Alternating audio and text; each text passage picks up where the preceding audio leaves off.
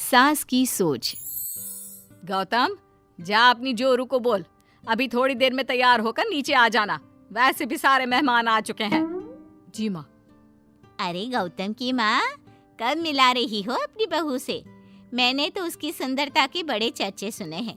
आज हम भी तो देखे कितनी सुंदर है। वैसे मेरी बहू से तो कम ही होगी। काकी, भाभी इतनी सुंदर है ना कि हमको डर है कहीं किसी की बुरी नजर ना लग जाए। देखते हैं कितनी सुंदर है। अरे आप चुप कर और देख अपनी भाभी को, तैयार हुई या नहीं। अरे लो, भाभी आ गई। अरे कितनी सुंदर है, इसके चेहरे पे तो चांद सी चमक है। सुन रिमझिम, क्या नाम है तेरी भाभी का? सही पहचाना आपने, चांदनी है मेरी भाभी का नाम। क्या हुआ काकी, मुंह से बाहर शब्द नहीं निकल रहे? या चांदनी भाभी की चांद सी सुंदरता ने आपका मुंह बंद करवा दिया? हाँ, सुंदर तो है, पर सुंदरता से क्या होता है? लड़की में गुण भी तो होने चाहिए। मेरी बहू में सुंदरता के साथ साथ संस्कार भी है। अरे वाह गौतम, सच्ची में तुम्हारी बीवी बहुत सुंदर है। हाँ, एकदम चांद जैसे अलग चमक रही है तुम्हारी बीवी इस पूरी पार्टी में। बात तो तुम एकदम सही कह रहे हो। इस भीड़ में भी सबसे अलग चमक रही है मेरी चांदनी। आज इस पार्टी में तुम्हारी बीवी की सुंदरता ने 4 चांद लगा दिया है। कुछ दिनों बाद जब गौतम की माँ आस पड़ोस की औरतों से गप्पे मार रही होती है। माँ जी, मेरी माँ की तबीयत थोड़ी खराब है, आप इजाजत दो तो क्या मैं और गौतम एक बार वहाँ हो आए? हाँ हाँ बहू, ठीक है। जब शाम को गौतम काम से आ जाए तो अपने मायके हो आना। ये क्या, उसने बोला और तुमने जाने दिया? हाँ, अभी उसने बताया तो सही, उसकी माँ की तबीयत खराब है। लेकिन तुमने जाने क्यों दिया? तुम्हें मना कर देना चाहिए था। लेकिन क्यों? अरे तुम्हारी बहू को अभी शादी किए थोड़े ही दिन हुए हैं और वो अपने मायके जा रही है। अरे घूमने थोड़ी ना जा रही है, वो अपनी माँ को देखने जा रही है। अरे कुछ नहीं जानती, बहुत भोली हो। ये बहुएं बस बहाने बनाती हैं अपने मायके जाने के लिए। मैं तो कहती हूँ तुम अपनी बहू पे थोड़ा ध्यान दो। एक तो तुम्हारी बहू रूप की सुंदर है, कहीं तुम्हारे बेटे को बहला फुसला ना दे। अरे लेकिन वो ऐसा क्यों करेगी? और वैसे भी वो ऐसी नहीं है, वो मेरा बहुत ध्यान रखती है। तुम ना आजकल के बच्चों को नहीं जानती। शुरू शुरू में ये सास की सेवा करना, परिवार का ख्याल रखना बहुत अच्छे से जानती है और पीठ पीछे अपने पतियों को परिवार से अलग होने की सलाह देती रहती है। क्यों बहनों, क्या मैं गलत कह रही हूँ? हाँ, वैसे बात तो सही है आपकी। और पता है, मेरी बहन की बेटी की शादी को अभी 1 महीना भी नहीं हुआ और उसका बेटा अपनी बीवी की हर बात मानता है। और तो और अपनी बीवी के लिए अपनी माँ से लड़ता भी है। पूरा का पूरा अपनी जोरू का गुलाम बन गया है। तुम्हारी बहू वैसे भी इतनी सुंदर है, ऊपर से पढ़ी लिखी भी है। और आजकल की पढ़ी लिखी लड़कियां अपने पति को चिकनी चुपड़ी बातों में फंसाकर अपना काम निकलवाना जानती है। हाँ। अरे हाँ, पर मेरी बहू चांदनी समझदार है। हाँ, यही तो बात है। तुम किसी के चेहरे पे देखकर उसके दिमाग में क्या चल रहा है वो थोड़ी ना बता सकती हो।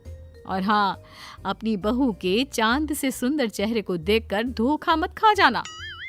अरे जरूरी थोड़ी ना है जो इंसान चेहरे से सुंदर हो वो मन से भी सुंदर हो, क्योंकि चांद पे भी तो दाग होते हैं। थोड़ी देर बाद सभी अपने अपने घर चले जाते हैं। शाम को चांदनी और गौतम घर आते हैं। और बहू, माँ को देखाई? जी माँ जी, अब थोड़ा ठीक है।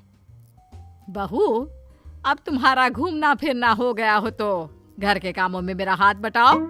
जी माँ जी। मेरा ये घुटनों का दर्द कभी भी शुरू हो जाता है। बहू, लगता है आज सारा काम तुझी को करना होगा। कोई बात नहीं माँ जी, काम ही तो है, काम तो होता रहेगा। आप पहले अपना ख्याल रखिए। ठीक है, अब तो इतना बोल ही रही है तो मैं अपने कमरे में आराम करने जा रही हूँ। अगले दिन सुबह जब गौतम ऑफिस के लिए निकल रहा होता है। माँ, अब कैसा है तुम्हारे घुटनों का दर्द? ज्यादा तो नहीं हो रहा? नहीं तो शाम को चांदनी आपको डॉक्टर के पास दिखाएगी। तुझे किसने बताया? बहू ने इतनी जल्दी तेरे पास मेरी चुगली भी कर दी? माँ, माँ चुगली नहीं, उसे आपकी चिंता है इसलिए उसने मुझे बताया। उसे डर था कहीं आपका दर्द बढ़ ना जाए। थोड़ी देर बाद चांदनी वहाँ आती है। माँ जी, मैं सोच रही थी हम लोगों को अब किसी दूसरे घर में शिफ्ट हो जाना चाहिए। लेकिन क्यों? और अचानक से तुम्हें ये ख्याल क्यों आया? वो माँ जी, मेरी एक सहेली अपना घर बेच रही है और उसका घर गौतम के ऑफिस के पास पड़ता है। और देखिए ना, गौतम को यहाँ से ऑफिस कितना दूर पड़ता है और आपके लिए भी बाजार दूर पड़ता है। अगर हम वो घर खरीद लेते हैं तो हमारा कितना फ़ायदा है। गौतम को ऑफिस के लिए दूर नहीं जाना पड़ेगा और आपको जब शॉपिंग जाने का मन करे आप जा सकती हो। ऊपर से वो मेरी दोस्त है तो वो हमें घर थोड़े कम दाम में भी बेचेगी। हाँ, बात तो तुम सही कह रही हो। कोई जरूरत नहीं है घर बदलने की। और तू तू क्या अपनी बीवी के हाँ में हाँ मिला रहा है?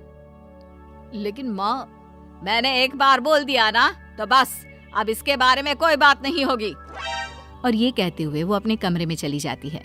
चांदनी भी उनके पीछे पीछे चली जाती है। क्या हुआ माँ जी? मैं कुछ दिनों से देख रही हूँ आप कुछ अजीब सा बर्ताव कर रही हैं। क्या अजीब सा? ऐसा ही तो करती हूँ। अगर तू मुझसे घर के बारे में बात करने आई है तो पहले ही कह देती हूँ, बिल्कुल नहीं। नहीं माँ जी, घर के बारे में बात करने नहीं आई। माँ जी, मुझसे कोई गलती हो गई है क्या? अगर कोई गलती की है तो डांट दीजिए, बात कीजिए। पर माँ जी, ऐसा व्यवहार मत कीजिए। मैं बिल्कुल बुरा नहीं मानूंगी। और अगर आप अभी बताना नहीं चाहती तो आपका जब मन करे बता देना। मैं बस इतना ही कहने आई थी। कहीं मैं आस पड़ोस की औरतों की बातों में आके अपनी बहू के साथ गलत तो नहीं कर रही? और वैसे भी वो सही तो बोल रही थी। उसने मेरे और गौतम के बारे में ही तो सोचा। वो हमारे बारे में इतना सोच रही है और मैं दूसरों की बातों में आकर उस पर शक कर रही हूँ। कुछ दिनों बाद काकी गौतम के घर गौतम की माँ से मिलने आती है।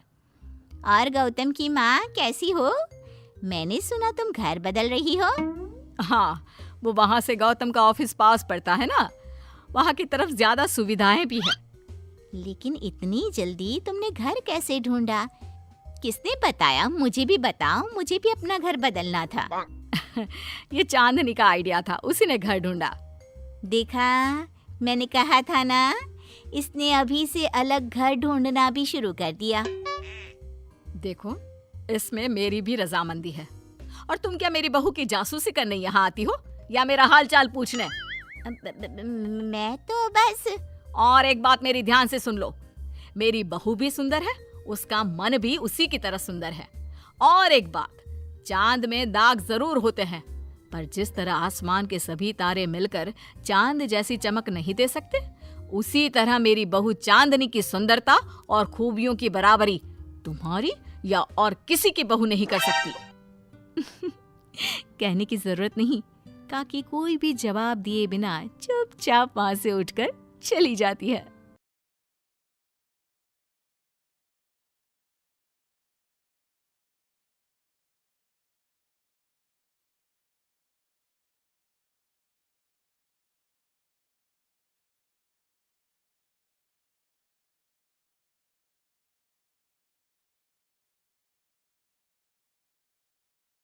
सास के बेमतलब ताने। अरे सास हो और ताने ना दे, ऐसा कहाँ हो सकता है? लेकिन क्या हो जब सास जरूरत से ज्यादा ही ताने देने लगे तो? सुन बहू, आज घर में कुछ खास मेहमान आने वाले हैं, तो लंच पर ये सब बना देना। ये पकड़ लिस्ट, और कुछ भी कम ज्यादा नहीं होना चाहिए। वैसे तेरे बारे में जानती हूँ मैं, मेरे टाइम पर तो हमें बताने वाला भी कोई नहीं था। माँ जी, कितने लोग आ रहे हैं ये तो लिखा नहीं है। खाना बच जाए तो दिक्कत, कम पड़ जाए तब तो दिक्कत ही दिक्कत है ना। क्यों? अरे सवाल पर सवाल ही करती रहती है, यह ठीक नहीं है।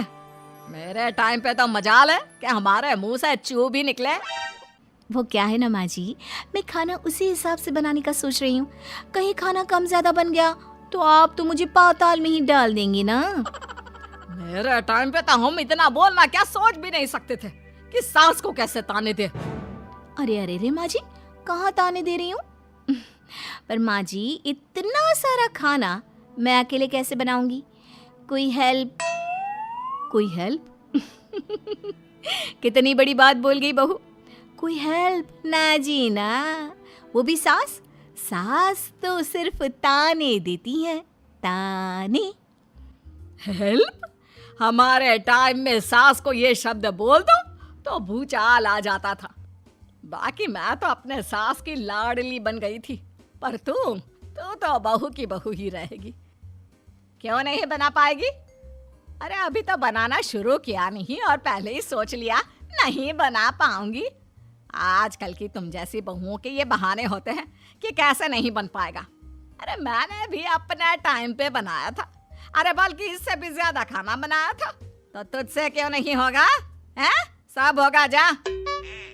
माँ जी मैं बना तो लूंगी, मैं बस इतना बोल रही हूँ कि अगर आप थोड़ी मेरी मदद कर देती तो। अरे अरे अरे शर्म नहीं आती तुम्हें अपनी सास से मदद मांगते हुए? हमने अपने टाइम पर कभी अपनी सास से ऐसा नहीं बोला। सच में आजकल की लड़कियां तो बहुत ही छुई मुई सी होती हैं। जरा सा काम देखा नहीं कि बस पहले मदद मांगने दौड़ने लगती है। अरे अब ये सब बहाने नहीं चलेंगे। हाँ जा जाकर खाना बना। हमारे टाइम पर हम ये करते थे, हमारे टाइम पर हम वो करते थे। हाय रे ताने।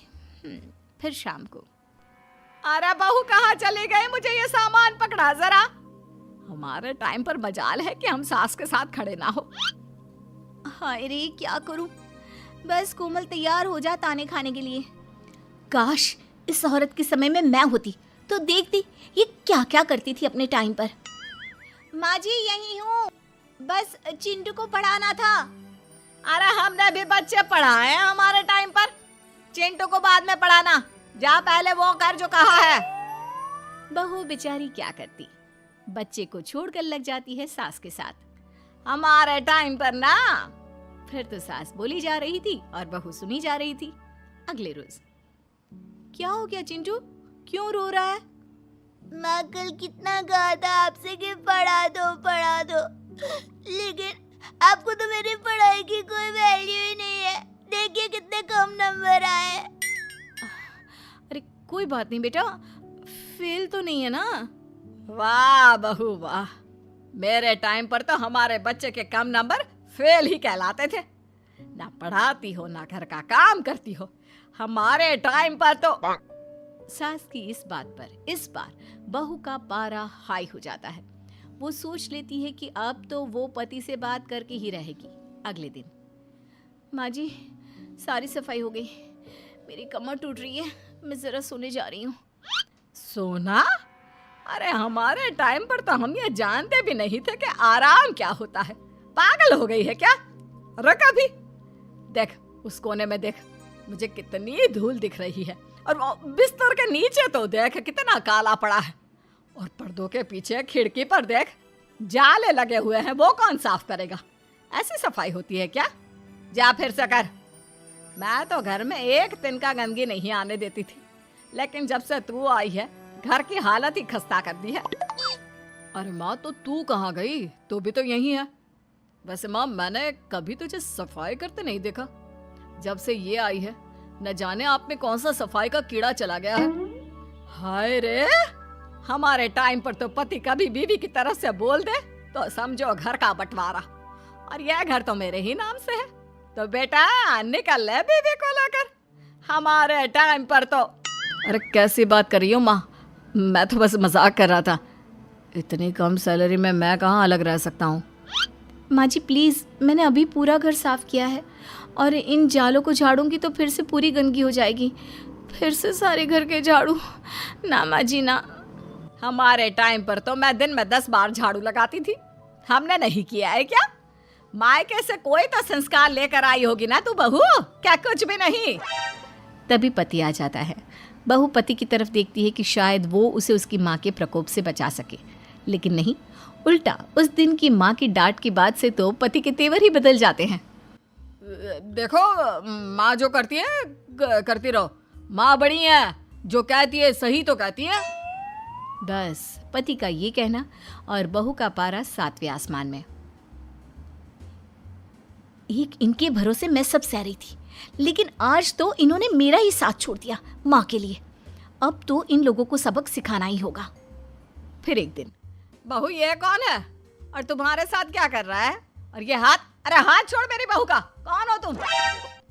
माँ जी वो कोई नहीं माँ जी, माफ कर दीजिए। बहू घबराने का नाटक करती है। अरे क्यों डर रही हो तुम?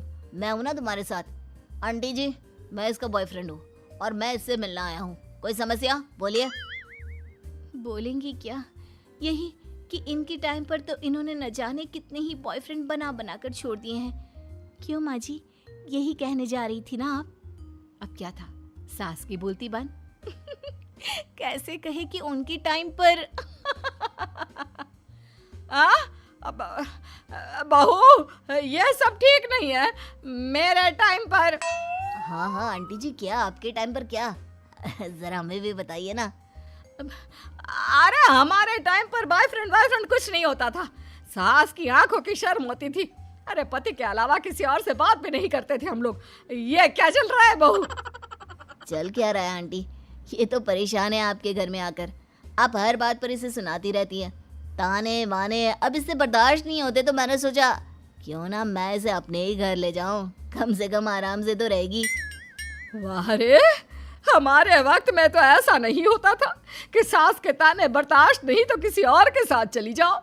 अब नहीं होता तो नहीं होता माँ जी। मैं भी तो कल को अपनी बहू को कुछ अपने वक्त की सुनाऊंगी ना कि सास के ताने समझ में नहीं आ रहे थे अपने वक्त में, तो मैं अपने बॉयफ्रेंड के साथ चली गई। वाह, फिर तुम्हारी बहू को समझ में आएगा कि तुम कितनी मॉडर्न थी अपने वक्त में। अरे चुप, बिल्कुल चुप। क्या बकवास कर रहे हो तुम दोनों? तो क्या करे, पति को तो अपने घर की लालच दे रखी है, वो तो मेरे लिए बोलते नहीं, तो किसी के पास तो मैं रहूं ना शांति से। तभी पति आ जाता है। नहीं, दूसरा घर तो मैं ले सकता हूँ, लेकिन दूसरी बीवी नहीं। माँ वो कितने ताने सहेगी? मुझे मेरी गलती का एहसास हो गया है। चलो हम कहीं और रहेंगे। अरे नहीं, हमारे जमाने में। फिर माँ जी? मतलब मैं कैसे रहूंगी तुम लोगों के बिना? बहू मुझे माफ कर दे। ओके, कर दिया माफ। अच्छा ये तो बताओ कि ये लड़का कौन है? मैं इसकी मौसी का बेटा हूँ, मिलने आया था। अच्छा दीदी, बाय। समधी की शादी। इस कहानी की हीरोइन गंगा है, जो अपनी समधन की मौत के बाद अपने समधी के अकेलेपन को समझते हुए समधी की दूसरी शादी करवाती है। लेकिन उसकी बहू इस बात से बिल्कुल खुश नहीं होती। मुझे लगता है आपको शादी कर ही लेनी चाहिए। आपकी इस उम्र में ख्याल रखने वाला भी तो कोई होना चाहिए ना। वैसे भी आपकी इकलौती बेटी थी, वो भी हम ले गए। अरे इस उम्र में शादी, लोग क्या सोचेंगे और कैसे कैसी बातें बनाएंगे कि जिस उम्र में इसे अपने पोते पोते को गोद में खिलाना चाहिए, उस उम्र में ये शादी कर रहा है। ऊपर से नव्या क्या सोचेगी मेरे बारे में कि माँ को गए हुए 1 साल भी नहीं हुआ और पापा ने दूसरी शादी कर ली। मुझे नहीं लगता इस शादी से नव्या को कोई परेशानी होगी। उल्टा उसे खुशी मिलेगी कि उसकी गैर मौजूदगी में उसके पिता का कोई ख्याल रखने वाला है। क्यों नव्या, सच कहा ना? हाँ मम्मी जी, आप सही बोल रही हैं। ये बोलकर वो अंदर चली जाती है। लीजिए, अब तो आपकी बेटी ने भी हाँ बोल दिया। रही लोगों की बात, तो लोग तो कभी किसी की खुशी देखकर खुश हो ही नहीं सकते। अगर आप लोग खुश रहेंगे तब भी वे बातें बनाएंगे, और अगर आप दुखी भी रहेंगे तब भी बातें बनाएंगे। इसलिए अच्छा यही होगा समधी जी कि आप उनके बारे में सोचना छोड़ ही दीजिए। समधी को सास की बात सही लगती है। वो भी सोच लेते हैं कि बच्ची जिंदगी के लिए कोई हमसफर बना ही लेंगे। आप ठीक बोल रही हैं। जब मेरी प्यारी बिटिया नव्या और उसके ससुराल वालों को मेरी इस उम्र में दूसरी शादी से कोई दिक्कत नहीं, तो परेशानी कुछ है ही नहीं। ऐसे ही सास समधी की दूसरी शादी करवाती है और फिर समधी के घर आ जाती है बहू की नई माँ। कुछ दिनों के बाद बहू अपने मायके अपने पापा और नई माँ से मिलने आती है। मेरा बच्चा कितने दिनों बाद मुझसे मिलने आई है। इधर बैठ, मैं तेरे लिए कुछ अच्छा सा बना कर लाता हूँ। तेरे फेवरेट पास्ता खाएगी ना? पापा आप क्यों? वो कहाँ है? उनसे बोल दीजिए। आप मेरे ही पास बैठकर बातें कीजिए ना। उन्हें क्यों लेकर आए? कोई चैरिटी थोड़ी ना कर रहे हैं। इस उम्र में घर मिल गया, और क्या चाहिए? तभी नई माँ घर में आती है। बेटी की बात सुन रही होती है और सुनकर बहुत दुखी हो जाती है।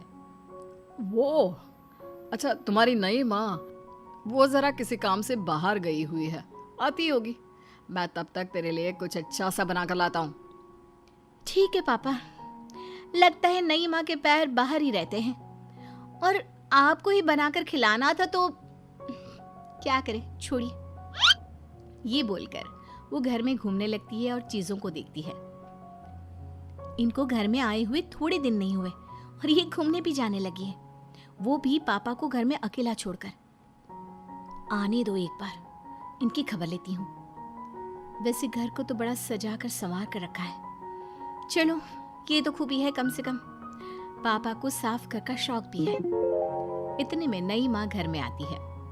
अरे नव्या बेटा, तुमने पहले बताया होता तो मैं जल्दी घर आ जाती। तुम्हें नहीं पता मुझे तुमसे कितनी सारी बातें करनी है। कैसी हो बेटी? बेटी? हाँ, वैसे अब तो मैं आपकी बेटी हो ही गई हूँ, ना चाहते हुए भी। खैर, आप गई कहाँ थी? शादी हुए कुछ दिन भी नहीं हुए और आपने घूमने जाना भी शुरू कर दिया। पापा का ख्याल रखने के लिए शादी करवाई है आपकी, जानती है ना? नव्या, ये तुम क्या बोल रही हो? मैं कहीं घूमने नहीं बल्कि एक दोस्त से मिलने गई थी। उसकी तबीयत थोड़ी ठीक नहीं, इसलिए वो क्या है ना, शादी के चलते उससे मिलना नहीं हो पाया तो आज चली गई। अच्छा, वो भी पापा को यूं घर पे अकेला छोड़कर? आपके लिए आपका ये परिवार ज्यादा जरूरी है या आपकी दोस्त? देखिए, ये ठीक नहीं है। इतने में पिता आ जाते हैं। अच्छा, तुम आ गए। आओ, चलो तीनों मिलकर बैठ के खूब सारी बातें करते हैं। माँ कुछ नहीं कहती, चुपचाप अंदर चली जाती है। ऐसे ही बहू जब भी अपने मायके आती, अपनी नई माँ से ऐसे ही बात करती। नई माँ बहू के इस बर्ताव से परेशान होकर उसकी सास को बताती है। देखिए, माना वो बेटी है, लेकिन मैंने भी शादी की है। वो बेटी कम, सास सा व्यवहार ज्यादा करती है। अब छोटी है तो कुछ कहना ठीक नहीं लगता। बाकी शादी का रिश्ता लेकर तो आप आई थी, इसलिए आपको बता रही हूँ। मैं शादी करके बहुत पछता रही हूँ। अरे परेशान ना हो, मैं बहू से बात करती हूँ। तभी थोड़ी ही देर में बहू ससुराल आ जाती है। बहू कहाँ थी अब तक? तुम्हें पता है क्या टाइम हो रहा है? अब माँ जी, मैं अपनी एक सहेली से मिलने गई थी और माँ जी अभी तो 7 बज रहे हैं। अरे इतना लेट कोई घर आने का टाइम है? आज के बाद 6 बजे के बाद तुम घर आई तो तुम्हें घर में एंट्री नहीं मिलेगी। सास बहू के साथ बिल्कुल वैसा ही व्यवहार करती है जैसा वो अपनी नई माँ के साथ कर रही होती है। न जाने माँ जी को क्या हो गया है। मैं कितनी खुश थी कि मायके जैसा ससुराल मिला है। सासू माँ इतनी अच्छी थी। फिर अगले रोज, बहू, मेरे बेटे को पौष्टिक खाना दिया कर। क्या ये पास्ता पिज्जा बनाती रहती है? इसलिए शादी नहीं करवाई थी मैंने अपने बेटे की। ठीक है माँ, मैं बना दिया करूँगी ऐसा खाना। लेकिन माँ जी, आपको हुआ क्या है? पहले तो कभी आपने ऐसा नहीं किया, तो ये अचानक से मुझसे कोई गलती हो गई है क्या माँ? क्यों? ऐसे नहीं बोल सकती। समझ ले, ये तेरी सास का हुक्म है। ऐसे ही सास बहू को अपने सास वाले तेवर दिखाकर कभी डांटती तो कभी ताने मारती, पर बहू बेचारी बिल्कुल समझ नहीं पाती। एक दिन, बहू, ये क्या बेफिजूल खर्चा करती रहती है? परसों ही तुमने अपने लिए एक साड़ी ली थी और आज फिर से। तुम्हें क्या लगता है पैसे क्या पेड़ पर होते हैं कि जब मन करा तोड़कर सामान ले लिया करा? हैं? वो माँ जी बहुत अच्छी लगी तो ले आई। अच्छी लगी तो ले आई? यहाँ मेरा बेटा अपना खून पसीना एक करके पैसा कमा रहा है और तुम उसी पैसे को बर्बाद करने में सब बर्ताव करती है।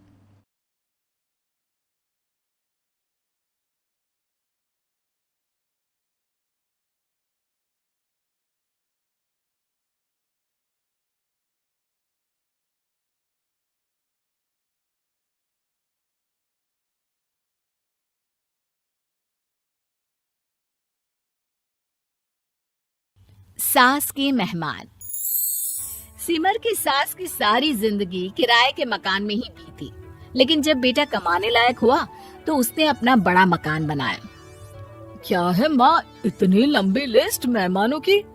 गृह प्रवेश है सिर्फ, शादी में तो तुमने इन लोगों को बुलाया ही था ना।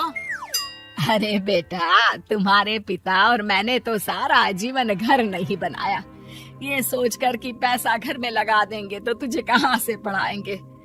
अब बेटा घर जैसी खुशी में मैं उन लोगों को कैसे भूल जाऊं जिन लोगों के साथ मैंने पूरा जीवन काटा। तभी वहाँ बहू आ जाती है। क्या माँ जी कैसी बात कर रही हैं? बुआ जी, चाची जी, उनकी बेटियाँ, ससुराल वाले सभी तो आ रहे हैं। मैंने उनकी लिस्ट सुमन से पूछकर तैयार कर ली है। हाँ बेटा, ये लोग तो रिश्तेदार हैं, इन लोगों को तो बुलाना ही है। लेकिन जिन लोगों के साथ मैं किराए के मकानों में रही, वो मकान मालिक, वो पड़ोसी, उन्हें कैसे भूल सकती हूँ। माँ लेकिन वो नीलम आंटी को तो मत बुलाना, बड़ा ही लो स्टैंडर्ड साउंड करती है वो। हाँ माँ, और वो किरण को भी। उनका पति और बेटा खाते कितना है। और नहीं तो क्या, शादी में भी 2000 रुपए वाली प्लेट में दनादन खा रहे थे। माँ कुछ नहीं बोलती, कमरे में चली जाती है। तुम्हारी माँ की तो चोचले ही अलग है, न जाने लोगों को क्या बताना चाहती हैं। अरे आस पड़ोस को तो ऐसे पूछ रही है जैसे कि रिश्तेदार। हाँ जानता हूँ माँ को, वो किसी से जुड़ती है तो दिल से जुड़ती है। वैसे बात करता हूँ उनसे। सभी अपने अपने काम में लग जाते हैं। सास को नींद आ जाती है और वो सो जाती है। लग रहा है कि गुस्सा होकर सो गई। कपड़े भी अपने बाहर फेंक कर गई है। बहू है ना, नौकरानी जैसी, कर लेगी काम। बड़बड़ करती बहू सास के कमरे में जाती है और कपड़ों को उनकी अलमारी में रखती है कि तभी उसके हाथ में एक एल्बम और कुछ खत लगते हैं। अरे ये क्या है? बहू एल्बम देखती है जहाँ नीलम आंटी और सास के साथ छोटा सा उसका सुमन खड़ा होता है। इनके बचपन की फोटो। वो सारी फोटो देखकर जब खत को खोलती है तो वो किरण का होता है। बहू खत पढ़ने लगती है। खत में लिखा होता है, तू पैसे की चिंता ना कर, सुमन की पढ़ाई में कोई कमी ना हो, हम पड़ोसी नहीं बहने हैं। तभी सास जग जाती है। अरे बहू क्या हुआ, कुछ चाहिए था क्या? बहू बात घुमा देती है। माँ जी, वो इनकी फोटो देख रही थी नीलम आंटी के साथ। कितनी सुंदर लग रही है ना आंटी। हाँ, दिखा तो जरा फोटो। बहू सास को फोटो देती है। सास फोटो देखकर कहती है, याद आता है, तेरे ससुर जी तो थे नहीं, काम के लिए 10 दिनों के लिए शहर से बाहर गए थे। जब बेटा होने वाला था तब नीलम आंटी और अरुण अंकल ही थे। आंटी बेचारी रात भर मेरे साथ बैठी रही तो अंकल भाग भाग कर दवाई का इंतजाम कर रहे थे। बेटे के होने के बाद भी जब तक मैं घर नहीं आई मेरे पास ही रहे। रिश्तेदार तो आए थे मुंडन में 10 दिनों के बाद। बहू सुनकर खुश होती है। तभी नजर खत पर पड़ती है। माँ, ये किरण आंटी को अपने पैसे वापस कर दिए? हाँ, वो भी समझ कैसे कैसे किए मैं ही जानती हूँ। सुमन की पढ़ाई के लिए पैसों की जरूरत थी। रिश्तेदारों ने तो साफ बोल दिया था कि किसी होटल में काम पर लगा दो। कई लोग बर्तन धोने के साथ पढ़ाई करते हैं, लेकिन किरण आंटी, उन्होंने अपने बुढ़ापे के लिए बचाए हुए पैसों को सुमन की पढ़ाई के लिए दे दिए। यानी कि आज ये जो कुछ भी है वो किरण आंटी के कारण ही ना? हाँ बहू, ऐसे ऐसे पड़ोसी हुआ करते थे जो किसी रिश्ते के नाम से नहीं बल्कि अपनेपन से भरे थे। फिर सास का बोलने का रुख तीखा हो जाता है। और फिर भी देख, सुमन इन लोगों को भी नहीं बुलाने दे रहा है। माँ, मैं बात करती हूँ, ये लोग सिर्फ आएंगे ही नहीं, हम लोगों के साथ रुकेंगे भी घर में, रिश्तेदारों की तरह। सास बहू बेटे से पूछकर एक एक घर जाकर पड़ोसियों को एक दिन रहने का न्योता दे आते हैं। और फिर वो दिन भी आ जाता है जब घर में गृह प्रवेश होता है। अरे हम लोगों का कमरा कहाँ है? बड़ा कमरा देना हम लोगों को, खुला खुला। सुमन परेशान हो जाता है कि वो क्या करे, कहाँ किसका सामान रखे, कि वहीं किरण पड़ोसन आ जाती है। अरे सुमन, परेशान ना हो बेटा, हमारे कमरे में रख दो उन लोगों का सामान, हम तो तेरी माँ के साथ ड्राइंग रूम में एडजस्ट हो जाएंगे। और हमारा कमरा कहाँ है? सुमन, जरा सामान कमरे में तो रखवा दो। अरे ये क्या, मेरे कमरे में तो सफाई ही नहीं है। अरे बता देती सुमन, हम कहीं और रह लेते। तभी वहाँ नीलम झाड़ू लेकर आ जाती है। अरे बबली दीदी, कैसी बात कर रही है? चलिए मैं साफ किए देती हूँ कमरा। वहीं मामी जी भी आ जाती हैं। अरे सुमन दीदी, सबसे छोटा कमरा हम लोगों को ही देना था क्या? मायके की कोई परवाह नहीं है। वो मामी जी, किरण आंटी और नीलम आंटी की फैमिली एक ही कमरे में है ना, तो इसलिए आप और मामा दो ही तो लोग हैं। तो मामी तो बहू के मुंह से ये बात सुनकर गुस्से से लाल पीली हो जाती है। अरे वाह जी वाह, बहू की जुबान तो देखो कितना बोल रही है। इतना बोलने वाली बहुएं भी होती है क्या? अरे रहने दो, जब मेरी बहन ने ही मेरे बारे में नहीं सोचा तो किसी और से क्या उम्मीद करें। दोनों सामान पैक करके घर से निकल ही रहे होते हैं कि नीलम आ जाती है। अरे राकेश भैया, मैं भी सुमन की तरह ही तो हूँ। आप तो हम लोगों को इतने साल से जानते हैं। हाँ, तुम लोग तो मेरी बहन से चिपकी रही गोंद की तरह। खैर कोई बात नहीं, रहो बड़े कमरे में। तभी अरुण वहाँ आ जाता है, जो नीलम का पति है। अरे भाई साहब, थोड़ा तो वक्त दीजिए, हम सारे छोटे कमरे में शिफ्ट हो रहे हैं। सारे पड़ोसी छोटे कमरे में चले जाते हैं और मामा मामी बड़े कमरे में। बहू चाची के कमरे से बाहर निकल रही होती है कि देखो कैसे बड़ा मकान बनाकर इतरा रही है। अरे जब हम लोगों ने कहा था कि घर बनवा लो, तब तो लड़के को पढ़ाने की पड़ी थी। इतना पैसा रखी थी, महंगे कॉलेज में पढ़ाया, तब बात मानी होती तो सस्ते में मकान बन जाता। बहू आगे जाती है, जहाँ दोनों पड़ोसन भी आपस में बात कर रही थी। मानना पड़ेगा सुमन को, बहुत ही समझदारी के साथ चली। बच्चों की जिम्मेदारी को सबसे ऊपर रखा, रिश्तेदारों के साथ भी पूरा निभाया। नहीं तो आजकल के रिश्तेदार।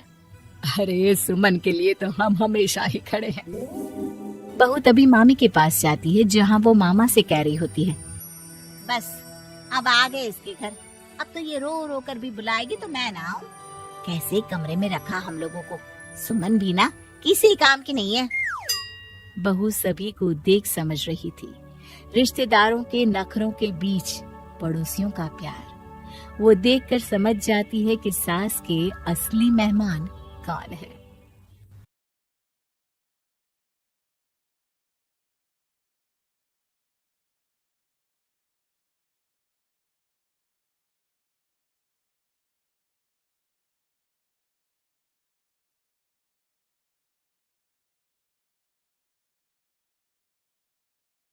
सास के साथ सोने वाली बहू। रजनी और अमर की शादी को अभी कुछ ही महीने हुए थे। अमर अपनी पत्नी रजनी से बहुत प्यार करता था। शुरू के कुछ दिन तो सब कुछ ठीक ठाक चलता रहा, लेकिन फिर छोटी छोटी बातों पर अमर और रजनी का झगड़ा होने लगा। अरे, तुमने फिर से गीला टॉवेल बेड पर डाल दिया। कितनी बार तुमसे कहा है कि सारा बेड गीला हो जाता है। अरे गुस्सा क्यों कर रही हो, गलती हो गई मुझसे, अगली बार ध्यान रखूंगा। बस हर बार पर बस यही कह के चल देते हो। सारा दिन सफाई तो मुझे करनी पड़ती है ना। देखो रजनी, इस तरह नाराज मत हो। मैंने कहा ना, मैं ध्यान रखूंगा आगे से। और फिर रात के वक्त रजनी अपना बिस्तर उठाकर बेडरूम से बाहर जाने लगती है। अरे क्या हुआ रजनी, सुबह वाली बात पर अभी तक नाराज हो क्या? नहीं, ऐसी कोई बात नहीं है। तो फिर तुम अपना बिस्तर लेकर कहाँ जा रही हो? मैं मम्मी जी के कमरे में सोने जा रही हूँ। मम्मी जी अकेली है ना। अरे कैसी बात करती हो रजनी, शादी के बाद लड़कियां अपने पति के पास अपने बेडरूम में सोती हैं, सास के पास कौन सोता है? मैंने कहा ना, मेरा मन कर रहा है इसलिए मैं मम्मी जी के पास सोने जा रही हूँ। अरे रजनी मेरी बात तो सुनो यार। मेरा भी तो मन करता है ना तुमसे प्यार करने का, तुम्हारे साथ रहने का। ऑफिस से थका हारा आया हूँ और तुम मम्मी जी के पास सोने जा रही हो। देखो, मुझे आज अपनी सास के पास सोने का मन है और मैं जा रही हूँ। इतना कहकर रजनी अपनी सास के साथ सोने के लिए उनके कमरे में चली जाती है। रजनी बेटा, तुम यहाँ? मम्मी जी, क्या मैं आपके पास सो सकती हूँ? हाँ हाँ बेटा, क्यों नहीं, क्यों नहीं, बिल्कुल सो सकती हो। लेकिन सब ठीक तो है ना? अमर के साथ झगड़ा हुआ है क्या? नहीं नहीं मम्मी जी, मैं रोज़ रोज़ इनके साथ उस कमरे में सोकर बोर हो चुकी हूँ। थोड़ा सा चेंज हो जाएगा इसलिए आपके पास सो जाती हूँ। आपको कोई एतराज़ हो तो बता दीजिए। अरे नहीं नहीं बेटा, ऐसी कोई बात नहीं, सो जाओ। और फिर अगले दिन, अमर बेटा, तुम्हारा रजनी के साथ कोई झगड़ा हुआ है क्या? नहीं तो मम्मी, ऐसे तो कोई बात नहीं है। क्यों, क्या हुआ? अरे वो कल रात मेरे कमरे में सोने आ गई थी तो मुझे लगा सब ठीक तो है ना बेटा? नहीं मम्मी जी, वो ऐसे ही बस उसका मन किया होगा, कह रही थी कि मम्मी अकेली है इसलिए आपकी चिंता हो रही थी। पर अगली रात को फिर से रजनी अपना बिस्तर उठाकर सास के कमरे में पहुंच जाती है। रजनी बेटा, आज फिर से मेरे पास सोने आ गई। मम्मी जी, आपको मेरा अपने पास आना अच्छा नहीं लगता? अगर ऐसी बात है तो मैं बाहर ड्राइंग रूम में चली जाती हूँ। अरे नहीं नहीं बेटा, ऐसा कुछ नहीं है, पर अमर अपने कमरे में अकेला होगा ना। अरे तो वो कौन से 6 महीने के छोटे दूध पीते बच्चे हैं, उनको डर थोड़ी ना लगता है। इतने बड़े हो गए हैं, 1-2 दिन अकेले सो लेंगे तो कुछ बिगड़ नहीं जाएगा। और इस तरह फिर तो ये रोज की बात हो गई। रजनी रोज अपना बिस्तर उठाती, अपनी सास के पास आकर सो जाती। सास उससे कुछ इसलिए नहीं कहती है क्योंकि उसे लगता है कि बहू बुरा मान जाएगी। एक दिन सुबह सुबह, माँ मेरे लिए चाय बना दो, ऑफिस जाने का टाइम हो रहा है। अरे बेटा, तो रजनी से क्यों नहीं कह देते? मुझे उससे बात करने का बिल्कुल भी मन नहीं है। अरे आखिर क्या बात है बेटा, तुम इतने उदास क्यों लग रहे हो? देखो ना माँ, आजकल रजनी का बिहेवियर मुझे कुछ समझ में नहीं आ रहा। रोज रात को आपके पास आकर सो जाती है। अगर उसे मेरी परवाह नहीं तो मुझे भी कोई फर्क नहीं पड़ता। अमर गुस्से में ही घर से ऑफिस चला जाता है।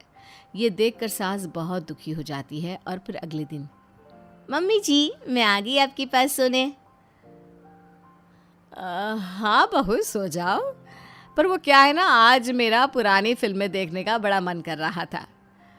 कोई बात नहीं, सो जाओ, मैं पिक्चर देखती रहूंगी। ठीक है मम्मी जी। रजनी की सास तेज आवाज में अपने कमरे में टीवी चलाकर रखती है। इसकी वजह से रजनी को नींद नहीं आती, लेकिन वो पूरी रात करवट बदल बदल कर सोने की कोशिश करती रहती है। सास को लगता है कि अब रजनी उसके कमरे में सोने नहीं आएगी, लेकिन अगली रात फिर रजनी उसके कमरे में सोने के लिए पहुंच जाती है। मम्मी जी, मैं आ गई। अरे बेटा, मुझे लगा कि कल तुम ठीक से सो नहीं पाई थी। जाओ अपने कमरे में आराम से सो जाओ ना बेटा। अरे नहीं मम्मी जी, कोई प्रॉब्लम नहीं है। इतना कहकर रजनी फिर से अपनी सास के कमरे में सो जाती है। आधे घंटे बाद, बेटा जरा मेरे पैरों पर तेल तो लगा दे। ठीक है मम्मी जी। रजनी अपनी सास के पैरों पर तेल लगाकर जैसे ही सोने लगती है, आधे घंटे बाद फिर से, बहू मेरे सर में बहुत दर्द हो रहा है, जरा मेरा सर तो दबा दे। ठीक है मम्मी जी, दबा देती हूँ। बहुत जोर से नींद आ रही है। अपनी सास का सर दबाकर रजनी फिर से सोने की कोशिश करती है, पर आधे घंटे बाद फिर से, अरे बहू बड़ी जोर से प्यास लगी है बेटा, जरा किचन से पानी तो लेकर आ। अरे मम्मी जी, जैसे ही नींद आने लगती है कुछ मांग लेती है। रजनी चुपचाप जाकर किचन से पानी लेकर आती है। इस तरह रजनी की सास पूरी रात हर आधे आधे घंटे पर उसे किसी न किसी बहाने से जगाती रहती है। रजनी परेशान हो जाती है। सास को लगता है कि इस बार वो उसके कमरे में सोने के लिए बिल्कुल नहीं आएगी, लेकिन अगली रात फिर से रजनी वहाँ पहुँच जाती है। मम्मी जी, आज मैंने आपकी दवाई, पानी सब कुछ लाकर रख दिया है। अब आप प्लीज़ चुपचाप सो जाइएगा और मुझे भी सोने दीजिएगा। देखिए, 2 रातों से ना मैं सो ही नहीं पाई हूँ। अच्छा ठीक है बेटा, सो जा। थोड़ी देर के बाद रजनी की सास बहुत ज़ोर ज़ोर से खर्राटे लेना शुरू करती है। खर्राटे इतने तेज़ होते हैं कि रजनी के कानों में दर्द होने लगता है। हे भगवान, मम्मी जी को क्या हो गया है? क्या करूँ, कहाँ जाऊँ मैं? परेशान होकर रजनी वापस अपने कमरे में जाती है। रजनी, आज तो बहुत दिनों के बाद अपने बेडरूम में सोने आई हो। आ जाओ। वैसे भी तुम्हारे बिना मेरा मन नहीं लगता। क्या करती, तुम्हारी मम्मी के खर्राटों ने तो मेरी नींद उड़ा कर रखी है। अब मुझे यहीं पर सोना पड़ेगा। अगली सुबह, अरे रजनी बेटा, रात को कहाँ चली गई थी? मैं तुम्हें कितना ढूंढ रही थी, मैं तो डर ही गई थी। मेरी बहू न जाने कहाँ चली गई। कहाँ जाती मम्मी जी, अपने कमरे में गई थी। और आजकल ना आप मुझे जानबूझकर बहुत परेशान करती हैं। अगर मुझसे कोई गलती हो गई हो तो सीधे सीधे क्यों नहीं कह रही हैं? 3 रात हो गई है, मुझे ठीक से नींद भी नहीं आती। रजनी, ऐसे क्यों बात कर रही हो? मम्मी ने क्या कर दिया? आप अपनी मम्मी से क्यों नहीं पूछते? मैं बहू हूँ तो क्या इसका मतलब ये है कि दिन भर काम करो और रात में भी चैन से ना सो? रजनी बेटा, बड़ी नादान हो। इसीलिए तो जानबूझकर मैं ये सब कर रही थी, ताकि तुम अपने पति के पास जाकर अपने बेडरूम में सो जाओ। शादी को सिर्फ 6 महीने हुए हैं और तुमने मेरे कमरे में आकर सोना शुरू कर दिया। यह तुम्हारी शादीशुदा जिंदगी के लिए अच्छी बात थोड़ी ना है बेटा। मम्मी, तो क्या आपने जानबूझकर ये सब किया था रजनी को समझाने के लिए? अरे तो और क्या करती, दुनिया की पहली बहू है ये जो पति को छोड़कर सास के साथ सोने चली थी।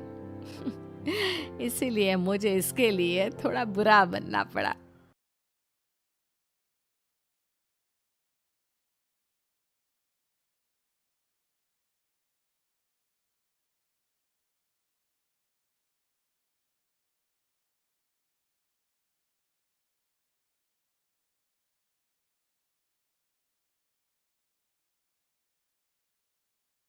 सास चली लंदन। रश्मि की सास को लॉटरी की टिकट खरीदने का बड़ा ही शौक था। रश्मि की सास कमला को हमेशा लगता था कि कभी ना कभी लॉटरी में उसे एक बड़ा इनाम निकलेगा, और इस बार जब कमला ने लॉटरी खरीदी तो सच में ऐसा हुआ।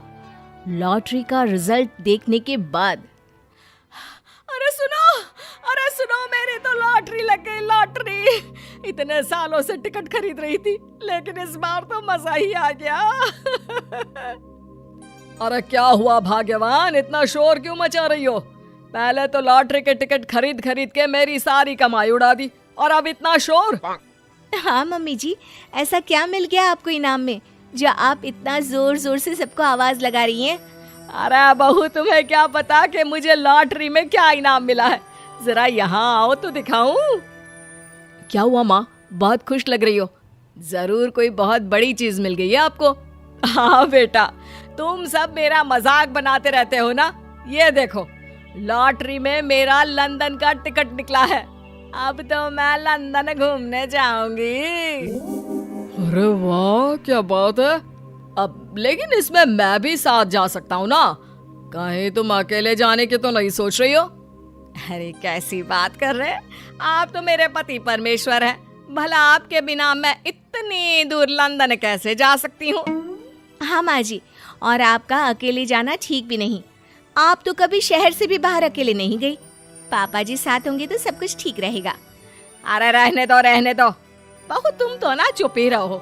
एक तुम ही हो जिसे मेरी लॉटरी के टिकट खरीदने से सबसे ज्यादा परेशानी थी। अब देखना। अरे माँ, अब वो सारी बातों को छोड़िए ना, चलिए लंदन जाने की तैयारी कीजिए। कुछ दिनों के बाद, अरे रश्मि सुनती हो, जरा मेरे साथ शॉपिंग करने तो चलो। अरे भाई, मुझे लंदन जाने के लिए कपड़े जो खरीदने हैं। हाँ हाँ, क्यों नहीं मम्मी जी, चलिए हम दोनों बाजार चलते हैं। मैं आपको लंदन जाने के हिसाब से कुछ मॉडर्न कपड़े दिला दूंगी। देखो तो रश्मि, कितनी खूबसूरत साड़ी है। इसे पहनकर तो मैं एकदम हीरोइन लगूंगी। अरे मम्मी जी, वहाँ लंदन में जाकर भी क्या आप साड़ी ही पहनेंगी? वहाँ तो आपको जीन्स टॉप ऐसा पहनना चाहिए। अरे नहीं, मैंने तो कभी सलवार कुर्ता भी नहीं पहना, और तुम मुझे जीन्स पहनाने की बात कर रही हो। मम्मी जी, वहाँ लंदन में कोई भी ये सलवार कुर्ता या साड़ी नहीं पहनता। वहाँ जाकर तो आपको ऐसे ही कपड़े पहनने पड़ेंगे। अरे भगवान, ये कहाँ फंस गई। चलो ठीक है, तुम कहती हो तो ले ही लेती हूँ। उसके बाद रश्मि ने अपनी सास कमला को काफी मॉडर्न और स्टाइलिश कपड़े खरीदवा दिए और दोनों सास बहू घर आ गई। 2 दिन के बाद ही कमला अपने पति के साथ लंदन जाने के लिए रवाना हो गई। वहां पहुंचने के बाद दोनों एक बड़े से होटल में जाकर रुकते हैं। अरे बाप रे बाप, कितना खूबसूरत होटल है। इस बार तो मेरी लॉटरी नहीं लगी। ऐसा लगता है जैसे पूरी दुनिया मेरे कदमों में आ गई। वो बात तो ठीक है कमला, लेकिन ध्यान रखना, हम दूसरे देश में आए हैं और यहाँ के कुछ नियम कायदे हमें मानने चाहिए, वरना लोग हम पर हंसेंगे। आपके कहने का क्या मतलब है? मैं क्या गंवार हूँ? अरे नहीं, मेरे कहने का वो मतलब बिल्कुल भी नहीं है। अरे इन औरतों को तो देखो, कितने छोटे कपड़े पहने हैं। हे भगवान, शर्म भी नहीं आती। मैं अभी जाकर 2-4 खरी खोटी सुना कर आती हूँ, तब अकल आएगी। अरे नहीं भाग्यवान, ये क्या करने जा रही हो तुम? ये लंदन है, लंदन। यहाँ पर लोग इसी तरह के कपड़े पहनते हैं। अगर तुमने उन्हें कुछ कहा तो लेने के देने पड़ जाएंगे। शाम को कमला डिनर के वक्त अपने होटल के कमरे में खाना ऑर्डर करने के लिए अपने पति से कहती है, देखो जी, मेरा तो कढ़ी चावल खाने का बड़ा मन कर रहा है, जल्दी से ऑर्डर कर दो ना। आई बड़ी कढ़ी चावल खाने वाली, अरे यहाँ नहीं मिलता ये सब। हैं? ऐसा क्यों कह रहे हैं जी? मुझे तो वही खाना है, और अगर कढ़ी चावल नहीं है तो मेरे लिए छोले पूरी मंगवा दीजिए, उसी से काम चला लूंगी। तुम तो ऐसे कह रही हो जैसे तुम लंदन नहीं दिल्ली घूमने आई हो। अरे भला यहाँ लंदन में तुम्हें कढ़ी चावल छोले पूरी कौन ला कर देगा? तो फिर यहाँ खाने को क्या मिलेगा? वही सब जो यहाँ के लोग खाते हैं, विदेशी लोग, समझी? तुम्हें वही खाना होगा। हाय हाय, मैं तो बर्बाद हो गई, मेरा तो लॉटरी का टिकट ऐसे ही बेकार हो गया। अरे इतनी दूर लंदन आने के बाद मन का खाना भी ना मिले, ऐसे लॉटरी निकलने का भी क्या फायदा। अरे रोना बंद करो। देखो कमला, तुम्हारी बात सही है, हम तो अपने देश में ही ठीक थे। किसी तरह कमला और उसका पति लंदन का खाना खाते हैं, लेकिन कमला वहां पहुंचने के बाद बहुत उदास थी और जल्दी वापस अपने घर आना चाहती थी। कमला और उसका पति 2 दिन लंदन घूमते हैं और उसके बाद जब वापस आने लगते हैं, देखो तो यहाँ होटल के कमरे में कितने सुंदर सुंदर शैम्पू लोशन हमें मिल रहे हैं। मैं ना ये सब लेकर चलती हूँ, बहू देखेगी तो बहुत खुश हो जाएगी, और मैं भी बड़े शान से दिखाऊंगी उसे ये सब। नहीं नहीं, हम ऐसा नहीं करेंगे। अरे क्यों जी? जब हम अपने देश में किसी होटल में रुकते हैं तो वहाँ भी तो शैम्पू की बोतल, लोशन, क्रीम, टूथपेस्ट सब भर भर कर लाते हैं, तो यहाँ से ले जाने में क्या बुराई है? अरे कमला, ये हमारा देश नहीं लंदन है, यहाँ पर यह सब करना अलाउड नहीं होता। अगर तुमने अपने बैग में इन सब चीज़ों को रख कर ले जाने की कोशिश की तो हमारी बेइज्जती हो जाएगी। होटल का स्टाफ हमें होटल से बाहर ही नहीं जाने देगा। अरे बड़ा अजीब देश है, इससे तो अच्छा हमारा देश ही है। वहाँ पर कम से कम जो भी चाहो होटल से उठाकर चुपचाप घर ले जाओ, कोई कुछ नहीं कहता। हाँ कमला, तुम्हारी बात सही है, लेकिन अब यहाँ तो यहीं के हिसाब से चलना होगा ना। अगले दिन कमला और उसका पति वापस अपने घर पहुंच जाते हैं। क्या हुआ माँ, कैसा लगा लंदन? बहुत मजा आया होगा ना? अरे बेटा रहने दो, तुम्हारी माँ तो लंदन जाकर पूरी तरह परेशान हो गई। ऐसी क्या बात हो गई मम्मी जी? आप तो बहुत खुश होते हुए लंदन गई थी ना? अरे एक तो तुम्हारे ये कपड़े, जीन्स टॉप पहनकर ऐसा लग रहा था जैसे मैं कपड़ों में फंस गई हूँ। लेकिन माँ, रश्मि ने तो आपको लंदन जाने के हिसाब से ही शॉपिंग करवाई थी ना? अरे मुझे नहीं पहनना ये जीन्स टॉप, मेरी तो कमर में दर्द हो गया, और पैरों में ऊंची एड़ी के जूते पहनकर ऐसा लग रहा है जैसे मेरे तो पैर ही गायब हो गए हैं। कितना दर्द कर रहा है। जानते हो, तुम्हारी माँ को तो वहाँ का खाना भी अच्छा नहीं लगा, कह रही थी कि छोले पूरी खाना है। अरे माँ, लंदन में कहाँ छोले पूरी, वहाँ तो वहीं के जैसा खाना खाना पड़ता है। अरे आगे से ना तो मुझे लॉटरी का टिकट खरीदना है और ना ही लंदन जाना है। और बहू, तुम जल्दी से जाकर मेरे लिए गर्मा गर्म कढ़ी चावल बना दो, वो खा लूंगी तो शायद मेरा लंदन जाने का दुख थोड़ा कम हो जाए।